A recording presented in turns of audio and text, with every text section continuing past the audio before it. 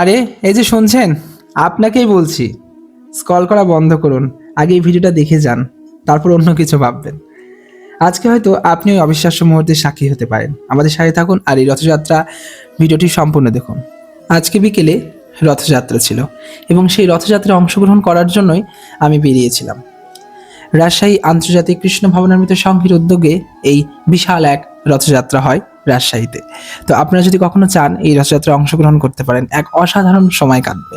আমার খুবই ভালো লেগেছে এই রথযাত্রায় অংশগ্রহণ করে। কিন্তু শুধু রথযাত্রায় অংশগ্রহণ করলাম না, আপনাদের জানাবো, আমিও নিজেও জানলাম কিভাবে বাংলা থেকে 649 কিলোমিটার দূরের সেই পুরীর সংস্কৃতি কিভাবে আমাদের বাংলার সংস্কৃতির সাথে মিশে গেল, সেই গল্পই আজকে আমি আপনাদের জানাবো। আমার সাথে থাকুন আর এই রথযাত্রার ভিডিওটি সম্পূর্ণ দেখুন।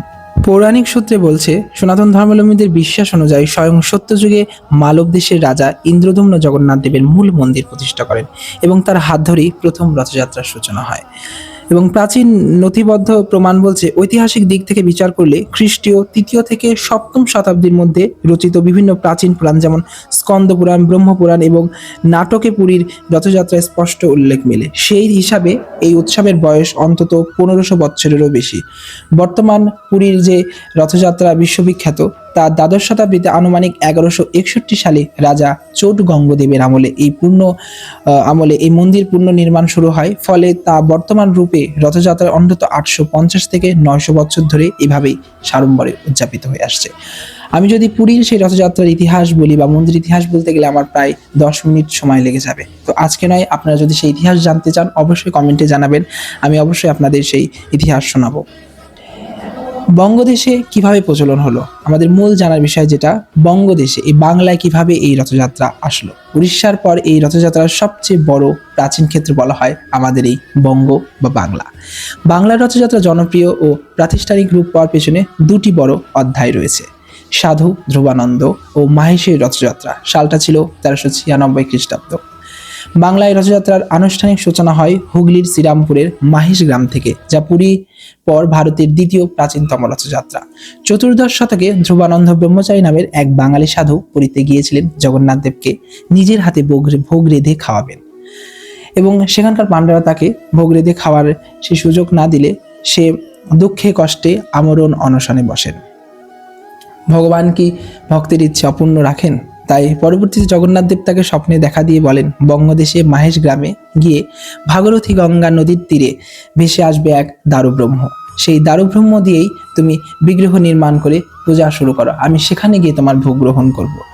ধ্রুবানন্দ মহাখুশি হয়ে চলে আসলেন মাহেশ গ্রামে এবং সেখানে এসেই ভগবানের কথা মতন সে মন্দির প্রতিষ্ঠা করলেন এবং 1396 খ্রিস্টাব্দে বাংলায় প্রথম আনুষ্ঠানিকভাবে রথযাত্রার প্রচলন শুরু হলো, যা 2026 সাল আসলে 630 বছর পূর্ণ হবে। যিনি আসলে না আসলে বাংলা সংস্কৃতি পরিপূর্ণ হতেন না, তিনি হচ্ছেন শ্রী চৈতন্য মহাপ্রভু। বাংলা রথযাত্রাকে গণোৎসবে পরিণত করার এবং আধ্যাত্মিকভাবে সাধারণ মানুষের দোরগোড়ায় পৌঁছে দেওয়ার মূল কৃতিত্বই শ্রী চৈতন্য মহাপ্রভুর। সালটা ছিল 1486 থেকে 1534 খ্রিস্টাব্দ।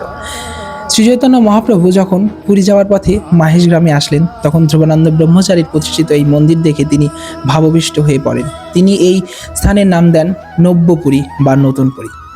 মহাপ্রভুর একজন শিষ্য ছিলেন কমলাকর পিপিলাই এবং তাকে এই মন্দিরের দায়িত্ব প্রদান করেন, এবং মহাপ্রভুর যে উদ্দেশ্য ছিল জাতপাত দূর করা এবং এই নাম সংকীর্তনের মাঝেই হরিনাম বিলিয়ে দিয়ে সবাই মিলে একসাথে হয়ে রথের দড়ি টানা।